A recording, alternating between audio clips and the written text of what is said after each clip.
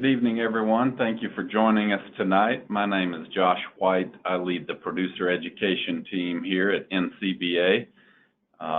We're really proud you decided to join us for the second of our 3 webinars focused on cattle reproduction. We're really proud to be partnering with Reproductive Task Force team, beef cattle reproduction experts from land-grant universities across the country that help guide beef reproduction research and extension all around the U.S.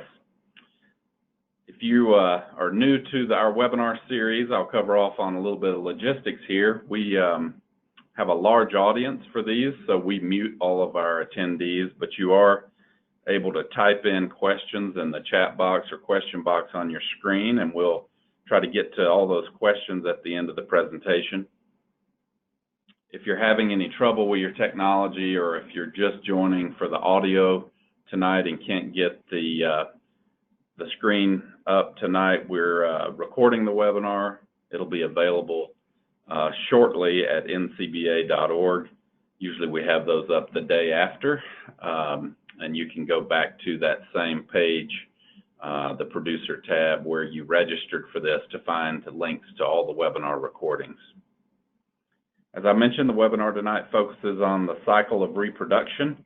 Our speakers are Dr. Adam Summers with New Mexico State University and Dr. George Perry with South Dakota State University. You can read more about them, their bios, at the webinar page at ncba.org if you want to learn a little more about their backgrounds. With that, I'm going to go ahead and hand off to Dr. Summers to kick off the program. Thank you, Josh. It's a pleasure to be able to speak with all of you this evening. What I'm hoping to do over the course of the next about 30 minutes is discuss, give a snapshot of some of the things we discussed in New Orleans and build off some of those topics, dealing specifically with how can we determine which heifers we need to keep and manage them successfully to retain them in the herd. Now, if you look at the picture that I have on the screen here, this is an image of cows that was taken at our research ranch in Corona, New Mexico. And I think it embodies a lot of what we see from ranchers throughout the United States, and that we have animals that are in our herds because they're productive. Now, a productive cow is going to mean something different to everybody.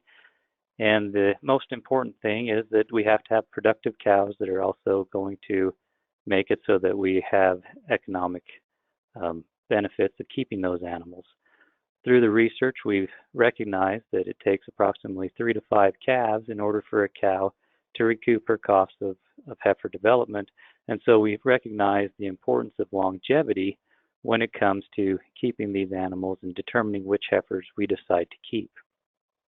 Now, I mentioned that each of these different herds is going to have kind of their idea of what is an ideal cow. And so as you can see here, if we go back in the literature, we can find an article that discusses the ideal cow, and it lists 22 different traits of what would be considered ideal. And so if we look at this, I've broken it up a little bit into heifer, and traits that we want to see in a heifer being that they're developed at low cost, they attain puberty early, or that she breeds early her first breeding season. Now, once we look at the cow and what we're trying to measure there are things that would make us an ideal cow, we see that we want her to produce a calf each year. We want that 365-day calving interval. We want her to rebreed at the first opportunity available, calving with ease. She's a good mother. She has a good temperament, and the list goes on. Now, the thing is, at the end of the day, we also expect this cow to have some sort of a salvage value. Now, as you look at this list, you can probably tell that there's some challenges associated with identifying what would be our ideal cow. And when we see this, is specifically true when it comes to heifer development. Now, what we see is that there's certain traits that we'd like to measure that would be ideal for us to measure. And the challenge with that is they're difficult or expensive. For example, if we wanted to measure age at puberty, a lot of that is done through measurements that are taking blood samples and measuring the level of hormone in the blood, which is pretty expensive to do. The other thing that we look at is the majority of the traits that we listed are going to be measured and collected after the selection process has already occurred. So if you look at those traits or you look back to this, a lot of the times we make these decisions at weaning, but the majority of these traits are going to be traits that we are going to be looking at after the animal is weaned. So some of the things that we have to consider when dealing with heifer development is, do we develop or do we buy these animals? How do we develop them, or when do we buy them if we decide to go ahead and buy them? How do we decide who to keep, or when do we make those decisions? So we have major time points of importance being branding is one, weaning another, and then again at breeding and pregnancy diagnosis. Then finally, the question needs to be asked is what can I do, or what possible things are out there that could add value to these animals that I may not retain? Now, if we look at a typical cow herd, the literature out there varies some, but majority of it will say that when it comes to culling, typical cull rates, or the animals that are removed from a herd, is 10 to 15%, and that's on average depending on the herd. Now, the interesting thing is if we look at the reasons for these animals to be culled or removed from the herd, as those are listed across the bottom of this graph or figure here, we see that a good majority of these animals are culled for two main reasons. Either they're culled because of age, or because of their pregnancy status, and that they're open or they aborted their calf. Now, if we add to that other reproductive problems, you can see that that's nearly 50% of the reason the cows leave the herd. So if we can manage these animals or select animals that are going to have greater longevity, then we have the potential to reduce the number of culls that could potentially be coming out of our herd. Additionally, if we look at the demographics of cow herds and the age of animals in the herd, we can see that when we look at this, there's approximately 30 to 35% of our herd is going to be made up of animals that are either heifers or 2-year-old cows. So young animals that we need to probably look at managing differently. And if we can keep these animals in the herd, we can gain more profitability by having them stay in the herd longer. So if we look at this calf here, this heifer calf, we can recognize that she is going to represent an economic importance to us, and we need to identify ways that we could pick out whether this animal would be able to stay in the herd longer than others. So what are some key things or traits that we could look at? Now, the different associations that have been putting forth parameters or EPDs looking at longevity, which are going to be very valuable, but there's other things that we can do as well as producer to kind of understand what is productive in our environments, because what's productive here in New Mexico obviously will vary depending on where you're at. For example, I show you on the screen now a figure or an image that shows the precipitation levels at our Chihuahuan Desert Range and Research Center here just north of Las Cruces, New Mexico, in southern New Mexico. What I'd like to point out here is that this is 45 years worth of data, and you can see that variation in precipitation level from year to year is pretty great. On average, we receive approximately 7 inches of rain in southern New Mexico on a given year, and so we can see that this would probably impact growing and forage productivity, and then ultimately could influence calf health and survivability as well. So what we wanted to do was look at what would happen if we measured the precipitation levels and tried to figure out how it coincided with the productivity of our animals. So we had the opportunity to separate the calendar year into a production year, being from April until March, and so that would be our total period. And you can see here on the bottom of this timeline when calving and breeding occurs. And so we also wanted to look at key time points that would be important for development of this calf. So we looked at early gestation, which is June to August, and late gestation right there in the winter time point. Now, what's also important to know here in New Mexico is that early gestation time point aligns with our monsoon rain season, where we receive approximately 50% to 60% of the moisture that we're going to get on a given year. And so it's a critical time point as far as precipitation goes, but also If we're looking at the timeline of productivity for a cow and production, that's important for early gestation for fetal growth and development of organs. Now, when we looked at this from the standpoint of what is the effect of precipitation on progeny daughter calf production, so we looked at this from the standpoint of if the heifer was in utero during either low, average, or high precipitation levels in either the total calendar year or early gestation, which is the monsoon season, what happened to the number of calves that she was able to produce? And we found that in those years that we had low precipitation levels, these cows remained in the herd longer, producing more calves, thus being more profitable to our producers. Now, the other thing that we can look at is the age of that animal or when that calf is born in the calving season. So what is on the screen now is a study that was conducted at the University of Nebraska where they looked at the effect of heifer birth period on reproduction and first calf characteristics. So if a heifer was born in the first 21 days, she would be in the group 1. If she was born in the second 21 days of the calving season, group 2, and in the third 21 days, group 3. And so I've listed some important traits that we can look at with giving the effect of how it's going to impact reproduction and productivity of this cow. So you can see that a heifer that's born in the first 21 days was more likely to be cycling the beginning of her first breeding season, as well as have higher pregnancy rates in calves in the first 21 days. Now this makes sense based on the fact that she is going to be older than the counterparts that are born in the second or third 21 days. So this would then be another example of something we could look at or view in order to help us determine whether or not we should retain this heifer, being that is she born early in the calving season. Now we're going to get into a couple of different reproductive parameters that we can measure. Now these are going to be done after weaning typically, and things that will help us to determine whether or not an animal could be a good potential for a replacement and have higher fertility. One of those being antral follicle counts. Now these follicle counts allow us to predict the ovarian reserve or the fertility level, if you will, of a cow. And this is done through ultrasound where a technician scans both of the ovaries and then sums the number of follicles within the two ovaries. So if the animal has 15 or fewer follicles, she would be considered a low follicle count animal. If she has greater than 25 or greater, she would be a high follicle count animal.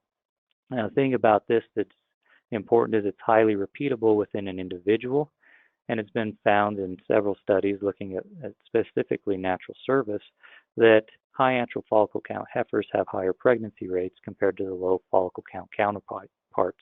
Additionally, heritability has been reported to be moderate or high for this, which would be a reproductive trait.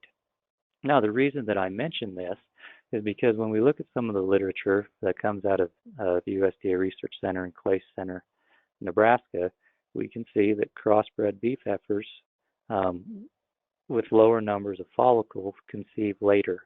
So if we go again break up the calving season into 3 periods of 21 days, you can see that the animals that are born later in the calving season have fewer follicles.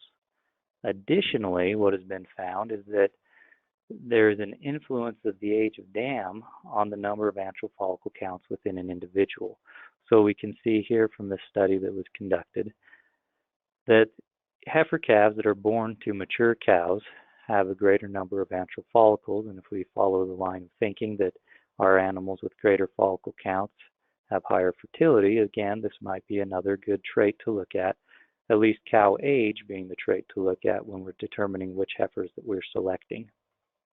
Now, another thing that we can look at from a reproductive standpoint, again, this would be measured right before the first breeding season. And if you listen to Dr. Patterson's talk or webinar a month ago, he talked about reproductive tract scores. So we'll just visit about this for a minute. But basically, excuse me, what this is going to do is give us an idea of whether or not this animal is ready to be bred and how reproductively mature she is. This goes on a scoring system from 1 to 5, with 5 being mature and 1 being immature. It's typically conducted 4 to 6 weeks prior to the breeding season. And when you have approximately 50% or more of your heifers that are a track score 4 or 5, that is when you would begin your synchronization. Now, in a study that was conducted in 2009 by Holm and others, we see the importance of reproductive track scoring prior to the breeding season on both the effects of AI and final pregnancy rates, seeing that the heifers that were track scores 4 or 5 or more mature had higher pregnancy rates, and they had higher final preg rates at the end of the breeding season. Now, another thing that we can look at, and this would be after we have retained that heifer and she is calved for the first time, but a study was conducted at Clay Center, again looking at how the influence of calving date might influence longevity of the cow. And so what we see here is that instead of it being the calf's birth date, we're looking at when she calved the first time as a heifer. Again, breaking this up into 21 days, you can see that the heifer that calved in the first 21 days was retained in the herd for a greater period of time or remained in the herd longer than those calving in the second or third 21 days. This is also important from the fact that we don't only get the added benefits of having a cow remain in the production herd longer, but if we look at the weaning weights that calves produce by cows in the 321-day groups, we also note that weaning weight is greater in calves born to cows in the first 21 days as compared to those born in the second or third 21 days. Now, the differences in weight are great enough that within those first two groups is 66 pounds for their first calf heifer's calves and up to 130 pounds if we're looking at the first versus third groups. Now, if we take these differences in weaning weights and calculate them for those first 6 calves, you will see that you've weaned approximately an additional 600 pounds of calf. So you see the added benefits again of having a cow that's going to calve early in the calving season. Along with looking at different traits that we can measure to determine the reproductive longevity of a cow, how we manage that animal from specifically weaning until the first breeding season is going to be important, and the nutritional aspects of that are going to play a large role in whether this animal is going to maintain her pregnancy and stay in the productive herd. I've taken a few studies that have been looked at looking at the influence of timing of weight gain on heifer reproductive performance, and we can see from these studies that the important aspect to be looking at when it comes to whether or not a heifer is able to get pregnant or whether she maintains a pregnancy is going to be more closely related to the timing of weight gain. So if we have them gaining an even gain, which means from weaning until breeding she's on the same diet, or late gain, you can see that there is no significance in heifer pregnancy rate. Now, the importance of delaying this weight gain is found from an economic standpoint because we're able to see that we can provide less feed inputs and still have the same pregnancy rates. Now, I'd like to point out here in this last study that we saw that although heifer pregnancy rates did not differ, the AI pregnancy rate was increased in heifers that were put on a lower plane of nutrition through the majority of the development season. And I'll show you why now when we look at that study in a little more detail. So what we had was heifers that were developed on corn residue or in the dry lot, and those corn residue heifers were either placed on winter range or corn residue for varying time points. Now, prior to the breeding season, they were brought in for synchronization purposes and fed in the dry lot for 40 days. And so what you see here on this slide is at estrus synchronization time point, you can see that the corn residue heifers had about a 2 pound per day average daily gain compared to 1.38 for those that had already been in the dry lot. And again, those heifers, after they were bred, were pushed out to native pastures. You can see that average daily gain was higher during the breeding and subsequently following the AI for those corn residue heifers. So that plane of nutrition was improved in those animals and was maintained in their average daily gain higher. This supports other incidences that have been posted in the literature where we look at post-AI nutrition and its effects on first surface conception rates. In this study, they had a group of animals in the white box, which would be our gain animals, which were fed at an identical rate to that which they were getting prior to the initiation of the trial. The gray bars or the gray box would represent a maintenance diet, so they were just maintaining and then the red bar would be they lost body weight or were being fed at 80% of their requirements. And so you can see here that in doing this, we had a decrease in first service conception rates. Now, finally, after we see that these heifers have calved for the first time, it's still going to be important for us to identify ways that we can get them bred quickly and efficiently so that they can stay on that 365-day calving interval. Now, the challenge that we see is that there are certain instances in certain regions where producers are less inclined to introduce reproductive technologies, and we see that from national studies, they say 7.9 to roughly 7 to 8% of producers utilize synchronization or AI. Now, when we look at the reasons for the individuals not using this, the majority of them say that the reason they don't is because they're worried about the amount of labor and time that's associated with this, or with synchronization and AI. So what we've been trying to do is identify different ways that we could incorporate at least estrus synchronization to improve producer profitability in our extensive rangelands here in the western United States. Now, first of all, I'm going to show you a study that was conducted in Nebraska where they looked at what would happen if we gave just a single injection of prostaglandin 5 days after the bulls were put in with the heifers, and what would that do to pregnancy rates. And so you can see here that one group was treated with that single injection of prostaglandin in the black bars versus a non-synchronized group in the white bars. Now, the percent pregnant did not differ at 95 and 94% respectively, but you can see that if we synchronize those animals, or if they were synchronized, we have an increased incidence of them calving within the first 21 days of the calving season. So what we wanted to do here in New Mexico is look at if we compare two estrus synchronization protocols with mattress service in extensive systems. And so we had two different protocols where we were investigating and looking at the cedar protocol, where an animal would be given GnRH at cedar insertion, and 7 days later, when the cedar was removed, prostaglandin administered, and the bulls put in on day 0, which would be the day the cedar was removed. Or we look at the second treatment group, which is over here, and 5 days after the bulls were placed with the cows, all those animals were brought in and given a single injection of prostaglandin. Now, we use these two protocols because there's instances that, especially anecdotally with our producers, where they're hesitant to use synchronization protocols on their young cows. And so we use these two protocols.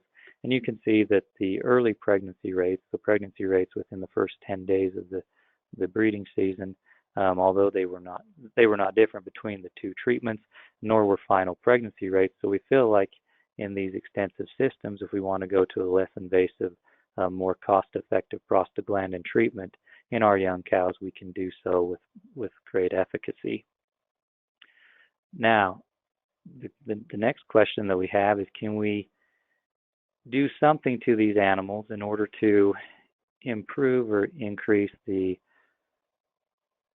profitability of our operation? We recognize that at the beginning of the talk I mentioned that we probably keep about 17% of our heifers, or as a rule of thumb, we keep 18% of these animals, or 20% of these animals. So what are we doing with the other 80% of these animals? And especially in instances where we have challenges with drought or different things, how can we gain value on these animals? And so we've been interested in looking at growth promoting implants on replacement heifers and what that will do to them. And so you can see that in a study which was conducted here at New Mexico State using Synovex C administered at 2 months of age, or when we brand our calves, we saw a 40-pound increase in weaning weights in those heifers that were implanted. Now, not only was that weaning weight increased, but we also saw a 40-pound increase at both yearling and branding. And so you can see that when we utilize this implant, we have an improvement in the performance of these animals. Now, additionally, we did not see a reduction in pregnancy rates since we kept these animals to determine what would happen to reproductive performance. Now, the reason for this is we had producers asking if they implanted animals and then we began to receive moisture or precipitation, and they wanted to retain these heifers, would fertility be compromised? And in this experiment, it was not. Now, it should be pointed out that the implant we were using was a Synovex C implant, which provides 100 milligrams of progesterone and 10 milligrams estradiol, so it's a fairly mild implant if you want to think about it from that standpoint. Now, a second study, what we're now conducting, is what happens if we look at ways to increase productivity. Can we give this implant at branding or weaning, and what's that going to do? So we have 3 sets of animals here. The control animals do not receive an implant. The B implant heifers receive the implant at branding, and the W implant heifers would be receiving it at weaning. And so what we've done again is measured body weight at each of these time points, weaning, yearling, and breeding. And we see differences in weights at weaning, with the branding implant heifers being heavier, but by breeding season we did not see the same effect that we saw in our first study. Now, one of the things that I need to point out is the influence of average daily gain, or treatment on average daily gain. And so if you look at this from just the weaning to yearling standpoint here, you can see that all of these animals are in a negative plane of nutrition, and this is probably why we see some of the lack of response in our weaning implants. From an economic standpoint, it's very challenging to get these heifers to gain weight through the winter, and so the way that we've elected to manage them is to just maintain body condition and try to get them till February, when we then start to increase the supplementation levels, and we do that from an economic standpoint. Now, the question that we have to ask ourselves when we look through the literature and we see what happens to fertility in calves that receive an implant, you see 2 very drastic things that occur. You either see studies that show vast decreases in fertility for heifers that have received an implant, or you'll see the opposite, where heifers that were implanted perform just as well, if not better, than the control animals.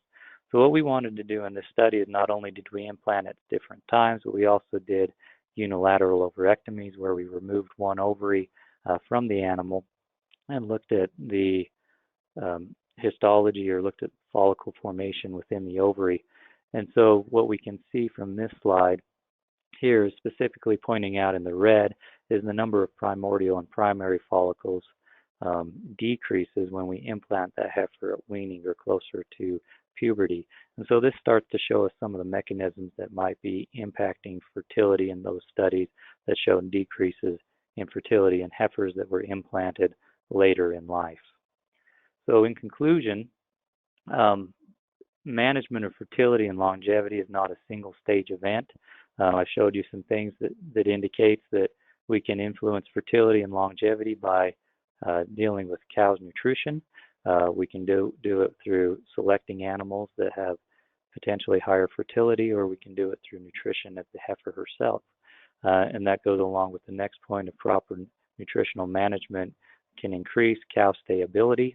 And finally, we need to look at the opportunity to utilize reproductive technologies and integrate those into our management systems to improve heifer fertility and longevity. And with that, I will turn it over to Dr. Perry.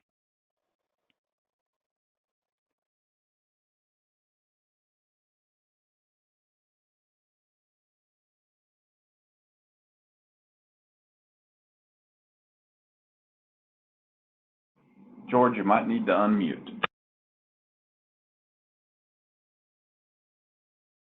Oh, sorry about that. So as Dr. Summers covered a lot of things talking about heifer development and heifer selection, what I want to do now is jump a little bit more into some of the management considerations that we need to think about for reproductive success. And hopefully, if you weren't at the Cattlemen's College to see some of the presentations, you've had a chance to go back. If not, they are available online to see things. So what I'm going to do is recap a little bit of what was presented at Cattlemen's College, and then really build off of that to kind of talk about what our concerns are as we get animals pregnant and maintaining that pregnancy. And so when we think about what was just presented and other criteria we need to be concerned about when we're going into the breeding season to have the best reproductive success we can, one of the things we want to do is we want to make sure that our heifers have reached puberty. And knowing how well your conception rates have been over the past several years gets to be important, because that really begins to look at the success of your breeding program and your consistency in your heifer development. And as was presented by Dr. Summers, reproductive track scoring, when we know those heifers have reached a track score of 4 or greater, we know they've reached puberty. Similarly, prior to the breeding season, we need to look at the condition score of our cows and look at how many days postpartum they are prior to starting a synchronization protocol. When we put all of these things together, one of the biggest things in every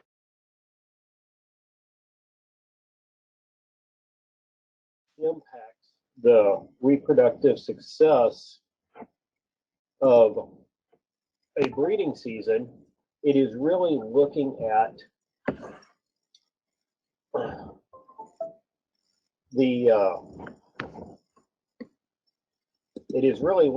what animals have started cycling prior to the start of the breeding season. And so when we have animals that have reached puberty or cows that have initiated estrus cycles prior to the breeding season, we have a lot more success going into any breeding season, whether it's a synchronization and AI effect, or if it is even just turning out bulls and natural service.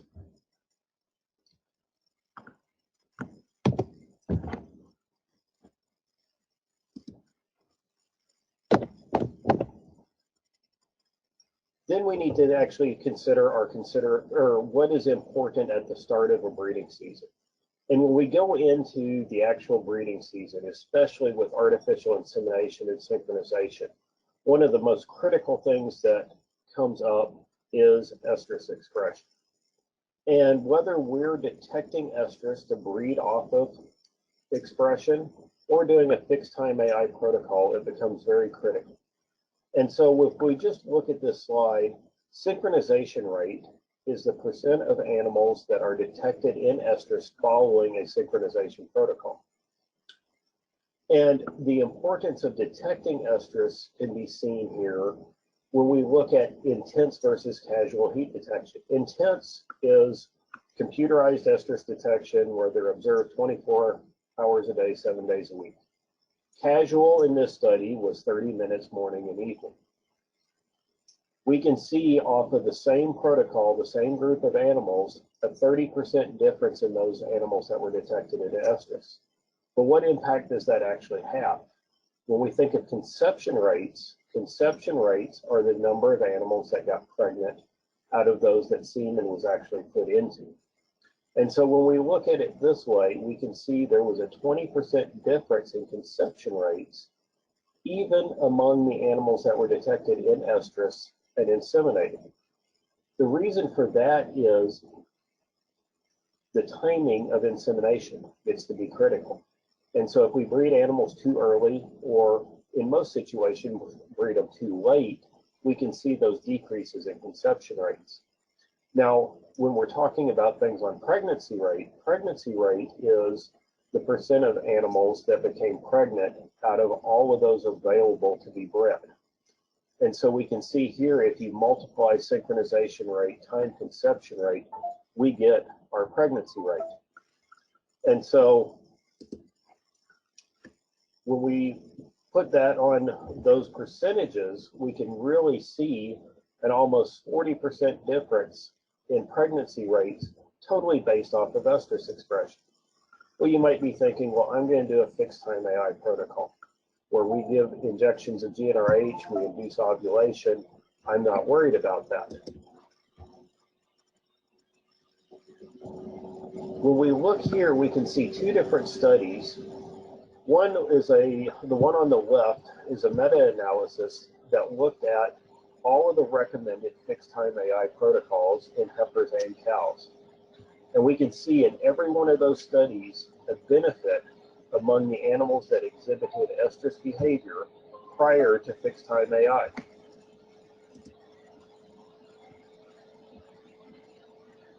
And so when we look at it that way, we really see that there's benefits to estrus expression, even when we can come in and induce ovulation. And so when we look at that total, overall, there was a 27% improvement in fixed time AI conception rates compared to those animals that did not exhibit estrus. Furthermore, we could see in the other study, there's an increase in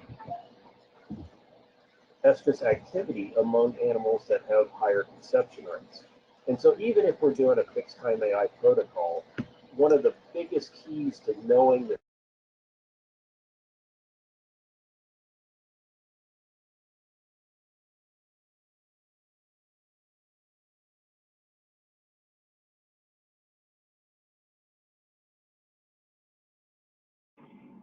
George, we lost your audio there for a minute.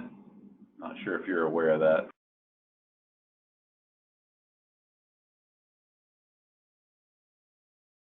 Can you hear me?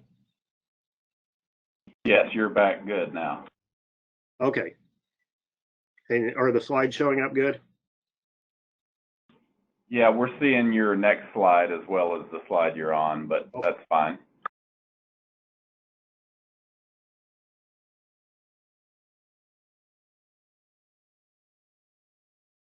Is that better now? Yep. Got it.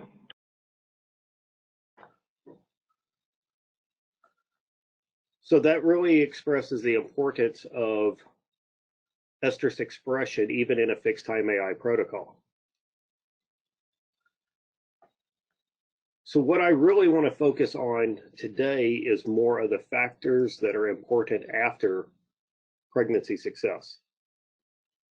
And what can we do management-wise that impacts that embryo survival? And so briefly, there's several factors that can impact embryo survival. One of those being genetic factors, then heat stress. We can get asynchrony between the embryo and maternal environment, sire effects, shipping stress. But one of the things I really wanted to touch on today and trying to tie in the importance of prior to the breeding season, during the breeding season, and after the breeding season is nutritional effects.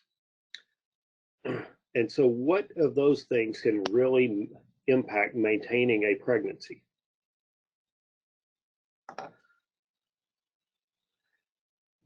One of the things I want to start with is to understand how management can impact embryo survival. We really need to look at embryo development and what goes on in the uterus during that time period. And so just like the estrus cycle, if we think of estrus as day 0, what happens next?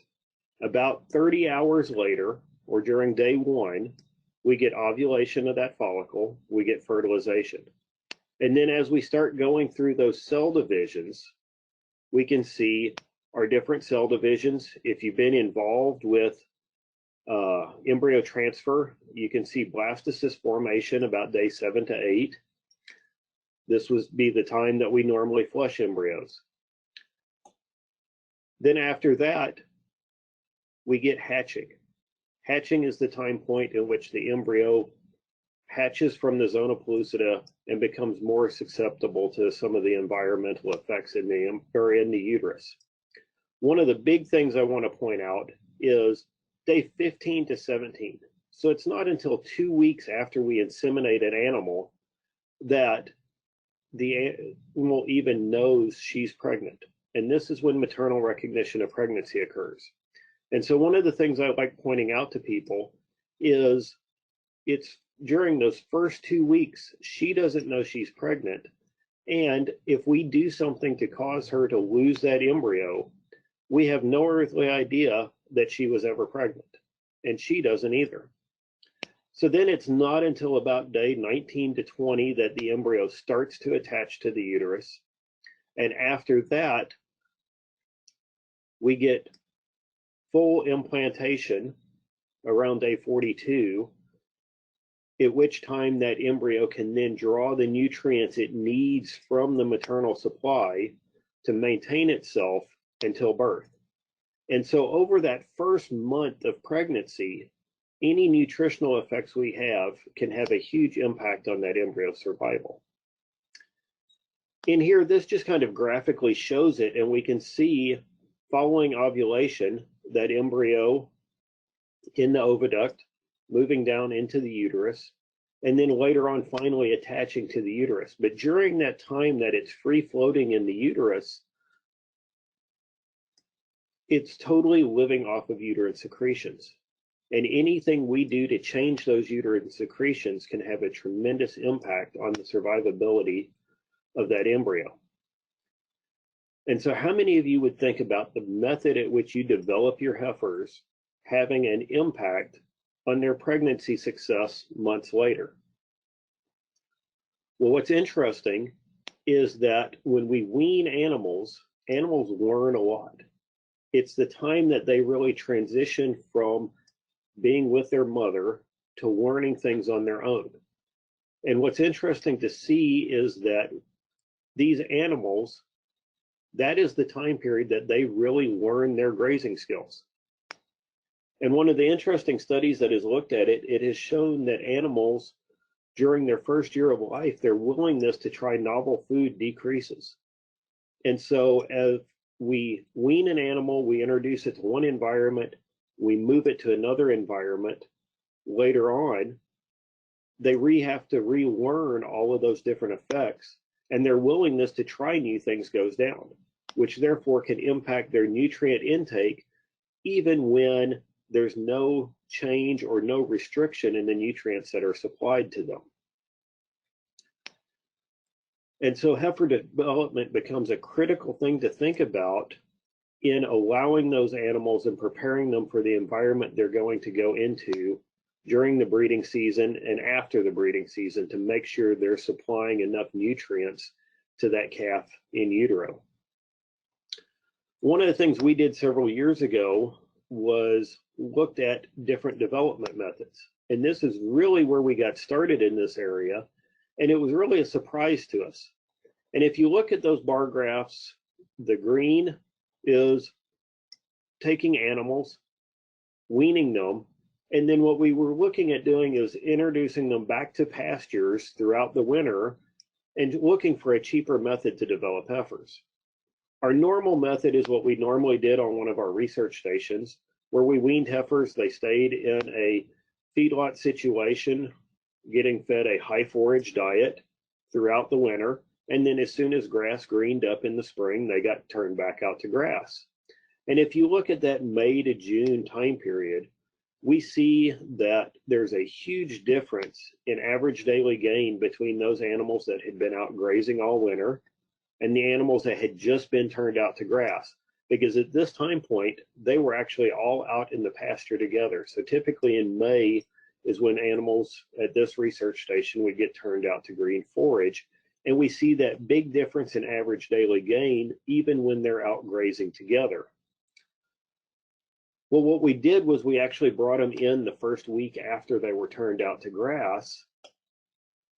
And you can see there a very dramatic difference in the nutrients they were getting. We have animals that are gaining over 1 pound a day in the green bars versus those that the first week they were turned out to green grass were losing over 3 pounds a day.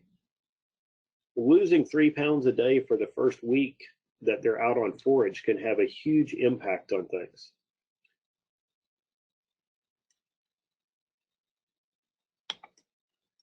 And when we started looking through the literature, there was only one study we could find in which animals had actually lost that degree of weight in that short period of time.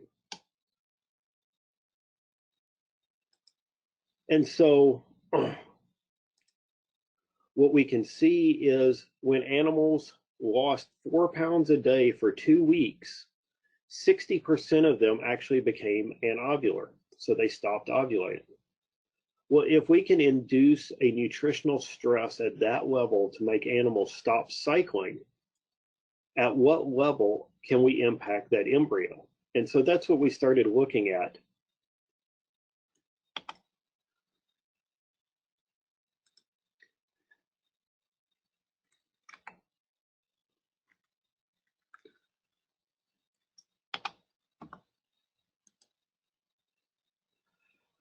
And so we can see here in our first study trying to follow that up, we took heifers that had been developed in a dry lot situation, were out on range for 30 days or more.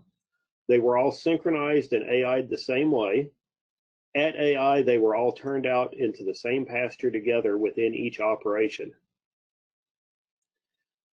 What we can see is in every one of those situations, even though these animals are out grazing the exact same forage in the same pastures together, those animals that had prior grazing experience outperformed those that didn't.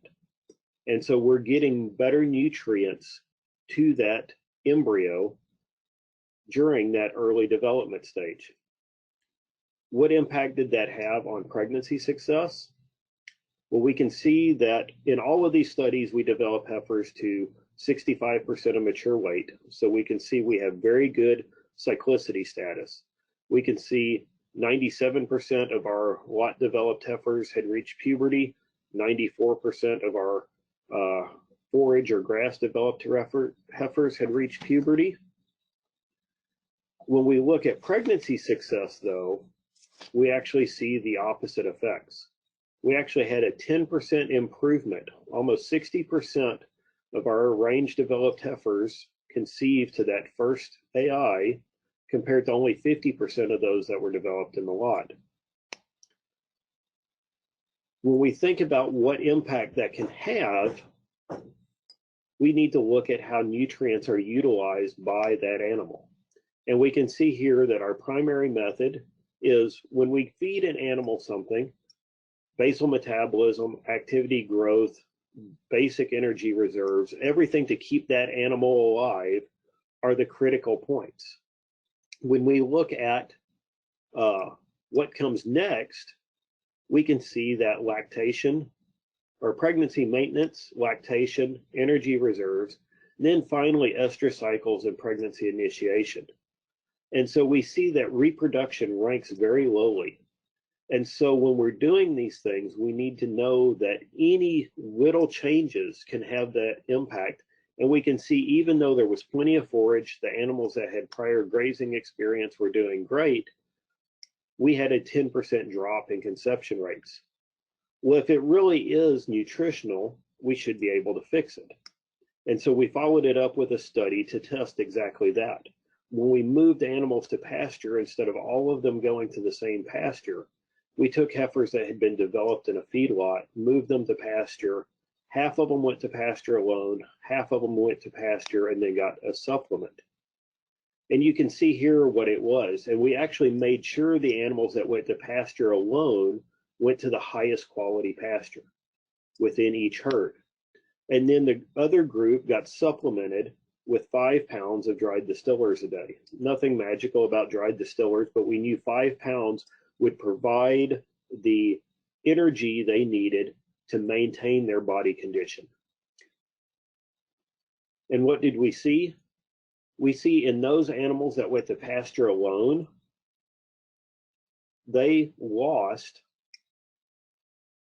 over 5 pounds from AI until pregnancy diagnosis. And so that 42-day period from AI to preg check, they lost about 5 pounds in weight. Where those heifers that were supplemented actually gained about 40 pounds. And so when we think about that, we have an animal that's gaining weight versus an animal that's barely maintaining weight. And as Dr. Summers showed earlier from the study that was done in Wyoming, there is a huge impact on pregnancy success. And we saw a 15% improvement just by making sure those animals went through no negative energy balance after AI. You may think, well, this is totally due to diet change. And so to see if this was truly a nutritional effect or just animals adapting to a new diet, is it changes in the rumen, we actually looked at, we took heifers that were developed on forage, and then what happens if we move them into the dry lot? So they actually got a total diet change, but we made sure they were getting the total energy they needed to maintain their condition and continue to grow. We can see here that every animal was fed or had access to high quality forage on the pastures and how our dry lot diet compared to it. And when you look at it, we see that those animals in the feedlot or were supplementing actually gained body condition. And there was no difference at all in pregnancy rates. We can see that across the board, we ran mid-50s for AI conception rates. And even for the breeding season, there was only a 28-day breeding season in this study. We ran mid to upper 80%. No difference at all. So it's not a diet change, but it's actually the energy provided to those animals. Well, then the question really becomes, can a very short change in nutrition impact an embryo that much? And so what we wanted to do was to see what impact we were having on embryo quality. And so we took a group of heifers that had been on a good plane of nutrition. They were gaining about 1 pound a day. We synchronized them, AI'd them, and then at AI, we restricted half of them to 80% or less of energy. And then we flushed embryos on day 6 to see what embryo quality might change. And what you can see in this table is there was no difference in embryo recovery rate. So we really had no impact on ovulation or fertilization. But we had a huge impact on embryo stage. You can see an almost decrease in one stage. And so stage, a higher number means a more developed embryo. We also had an increase of almost 1 in embryo quality. Embryo quality is the opposite of embryo stage. For embryo quality, we want a lower number. So a grade 1 embryo is much better than a grade 2 or a grade 3. And we can see, even though all of these animals were fixed time AI'd to 1 bull, were flushed at the same time, we can see a change in embryo development in stage and quality. We didn't impact accessory sperm number, so sperm transport, number of dead cells, but we did impact total of number of cells and the percent of cells alive. And so we can see, even with as short as a 6-day restriction in nutrition, the big impact we can have on the embryo. Well, you may think, well, when does this restriction really occur? And it's not that I go out and change that. Well, we can see this occurring in any drought situations or anywhere that animals may go through a restriction in the energy they need. We wanted to see, is this due to the change in nutrition or to the level of energy they're seeing? And so we did a study looking at a crossover method where we had heifers that were gaining for 30 days prior to the breeding season, gaining 1 pound a day, or they were actually being restricted. Synchronized AI the same way. And then what happened is half of each group got moved to the other group, and we flushed embryos on day 6 to see what would happen. We can see here that our embryo recovery rates, those animals that were low post AI, we actually tended to have lower embryo recovery rates. And so it was having an effect on the embryo, just like what we saw before. On embryo stage, we can see there's a tendency both pre-nutrition and post-nutrition can have an impact on embryo stage. And the post-nutrition has a bigger impact on embryo quality. One of the things I really want to point out here is in the animals that were restricted prior to the breeding season and after AI, So if this is a drought situation or we run out of our good quality hay at the start of the breeding season, those animals, every one of the embryos we recovered was actually an unfertilized oocyte. And so fertilization rate was really impaired in those animals. And so, however that nutrition is impacted, we can see huge impacts on embryo quality, even when it only happens for 6 days. One of the interesting things that we've seen in these studies is when we've worked with producers on them, most producers, you can't visually see the change in body weight that's happening over 1 or 2 weeks. Even the 42-day studies where they lost 5 pounds, we can't visually see that change in body weight, but it's having enough of an impact that we're really impacting embryo survival and therefore our conception rates. And so one of the things we really need to think about is consistency. We need to make sure before and after the breeding season, we're having animals on a good plane of nutrition, that they're able to supply the nutrients they need to that embryo. Because when we put it all together, we need them going into the breeding season in good condition, during the breeding season, and then until that embryo is firmly attached where it can draw the nutrients from the animal. The nutrients that we put in that cow are going to go to self-preservation first, and those nutrients that get secreted to that embryo during that first month of life before it's really attached to the uterus can really have a huge impact on that.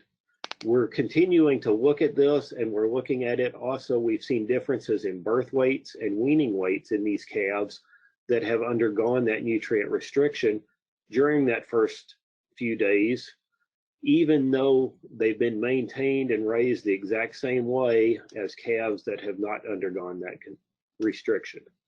And so not only can it impact conception rates and your pregnancy rates, but it can also have an impact on that calf's performance during its subsequent life. So all the way through weaning is as far as we've tracked them so far.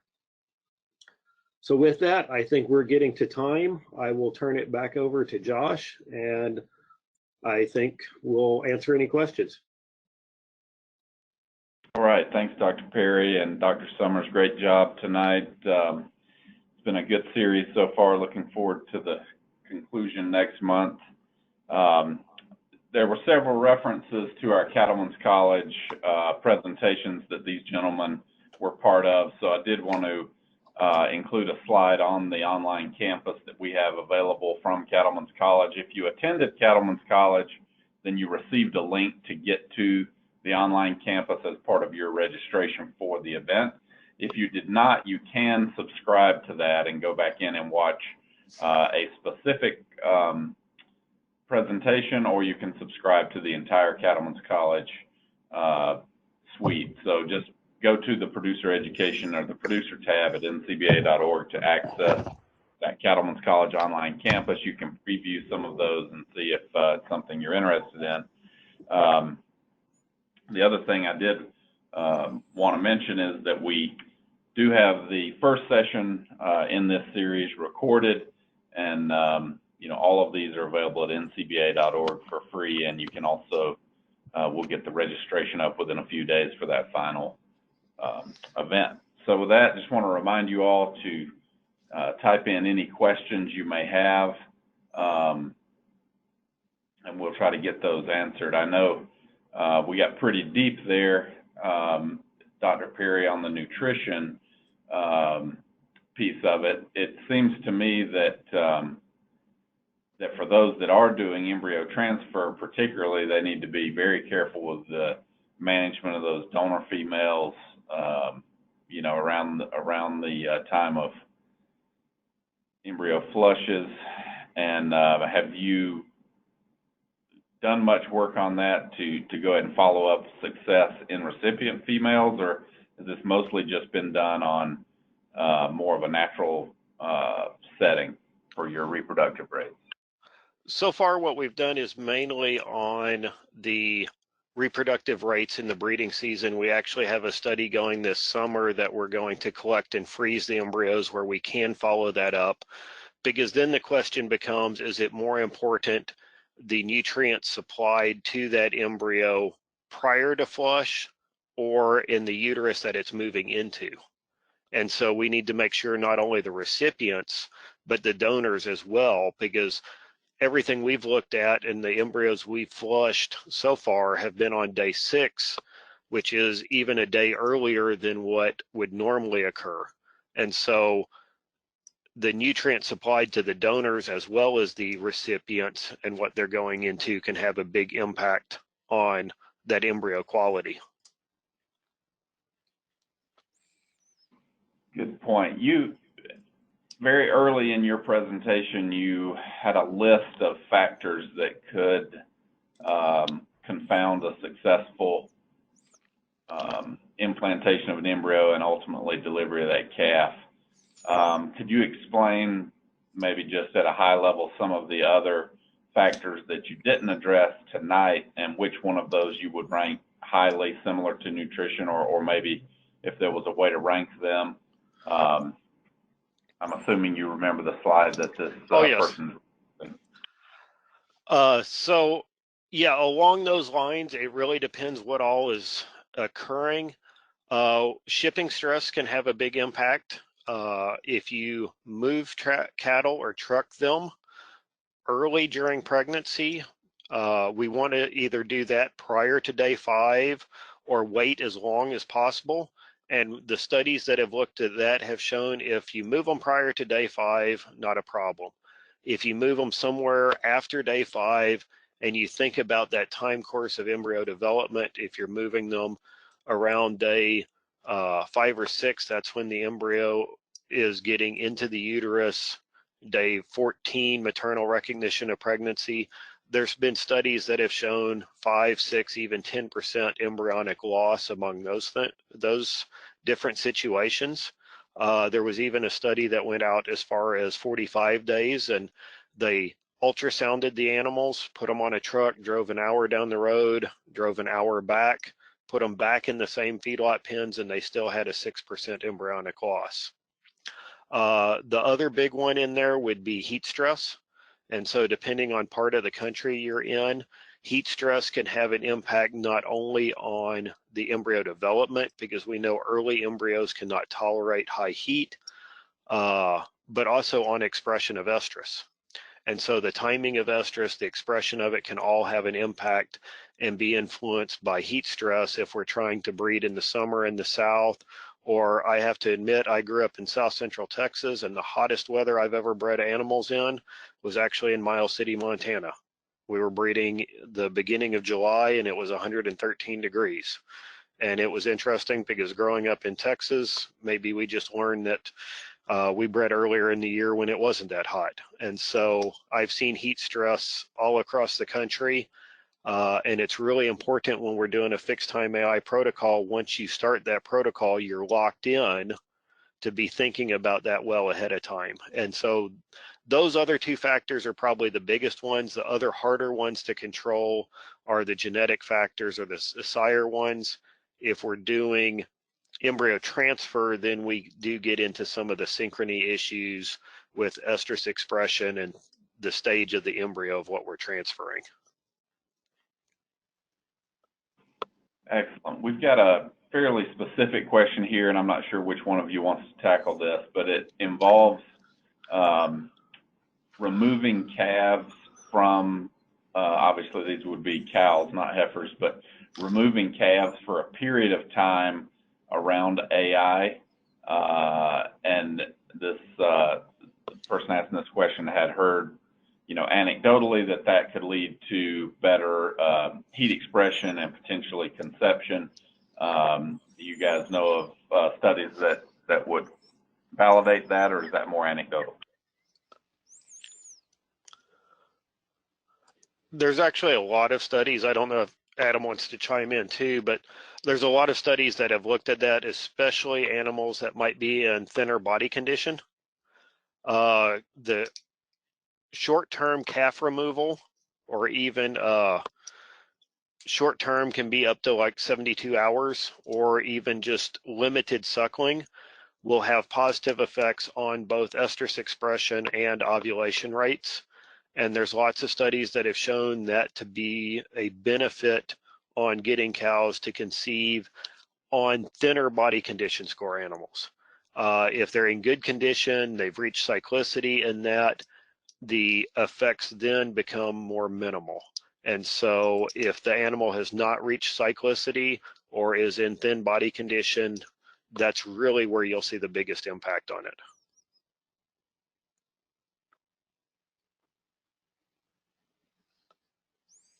Excellent. And then there's a question on supplementation, getting a little more into, it seemed like what you were talking about mostly, Dr. Perry, was energy. You know, for these more extensive range cow operations that are breeding natural, is there a priority protein versus energy if they were going to do a supplementation that was more of a, you know, lower labor, you know, whether it's protein blocks or feeding only once or twice a week, something like that? Do you have any advice on the best, most economical and strategic supplementation of range cows in that sort of a situation? On those, and I'll let Adam join in after since he's more in that environment, it's a protein supplementation because a lot of times the forage there will have energy in it, but the cows can't utilize that energy unless you're supplementing protein to them. In this part of the country, we run into the same thing in the fall when cows are out grazing corn stalks. There's plenty of energy there, but there's not enough protein for them to utilize it. So in range situations where there is forage for them to graze, typically they're lacking in the protein, but the energy is what will have more of the impact on the embryo, or at least the way we've looked at it. But for a supplementation impact, to be able to use the energy and the forage that's there, you want to be supplementing protein. Yeah, I would go ahead and agree with George on that, as long as his key sentence, I think, in there was, if there's grass for them to consume, we need to make sure that we're using our protein supplements. Now, in the event that we don't have the grass or the forage availability and we're trying to conserve it, then you have to look at what your management strategy is going to be and potentially move to an energy type supplement.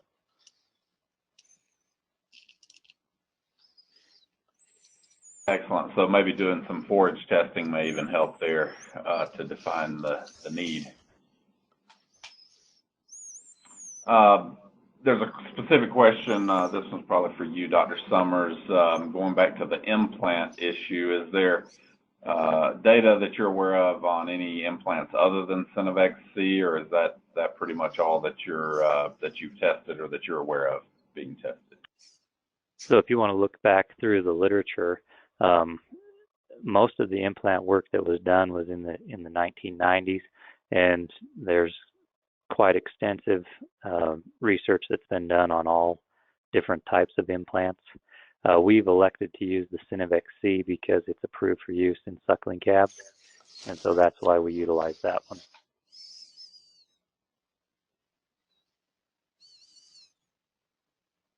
What would you take a stab at commenting on the success rate of keeping females off of any other implants, or are you not comfortable doing that from memory at this point? Okay. I can provide you the email address for this gentleman that asked the question, and you can maybe give him some references to that post the webinar here. Okay. Looks like we're running out of questions. If you have any questions, go ahead and chime in now. We'll be wrapping this thing up here in just a few minutes. Either one of you have any other comments now that we've gotten into some discussion that you want to bring up relative to the questions or your presentations that have come to mind?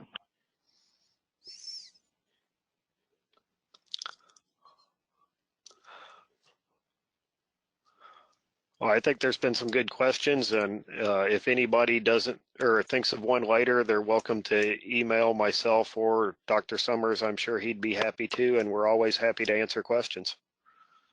I'll ask one more here, and then we'll see if we get another question chimed in. It looked like somebody was typing and then backed up on me. But, you know, there was a lot of talk, especially a few years ago, with, you know, and you had this, Dr. Perry, I think in one of your slides on the genetic issue with, you know, were we seeing some lethal recessives affecting our total calving rate, just in the fact that we were getting into some genetics maybe that we didn't understand. Those recessives and those embryos were not successful, but then were either reabsorbed or aborted at a time when, you know, we were past the breeding season. Do you guys, you know, have any comment on that, or any thoughts on research that's been going on to add any more clarity to that issue? There's definitely research being done on it. I don't know, not being a geneticist, where some of that is sitting at. I know I asked a geneticist at one time the known number of lethal recessive genes, and it was more than I can remember, and more than I ever thought there was. And so we know they're out there. On my one slide that says sire effects or genetic effects, we know they're there. And when we get into certain herds, if we see big problems, sometimes you can track those by lines, but those are really hard to do unless they're, as you pointed out a few years ago, some of them, the reason they really showed up is they were in very popular AI bulls. When it's in a natural service situation or that, they're a lot harder to figure out. So, but work in that area is always being worked on. Excellent. Well, thanks for that. I'll have to remember to ask some of our genetics experts next time we have them on. I do know that, you know, that in the past there's been some recommendation on either outcross bloodlines if you were trying to maintain a purebred herd, or of course crossbreeding seemed to fix a lot of those issues as well. So there were some practical considerations being suggested. Well, with that, I think we're going to wrap things up. I hope everyone has a great evening and a great Easter weekend. Thank you again to our presenters, and feel free to visit the website to watch any of our past webinars at any time. We look forward to continuing the series in the future. Thanks, everyone. And if we didn't get your question answered, as they mentioned, feel free to send an email, and we'll capture any that weren't answered tonight. I'll be able to capture those in the system. So thanks again, and hope to see you on the next webinar.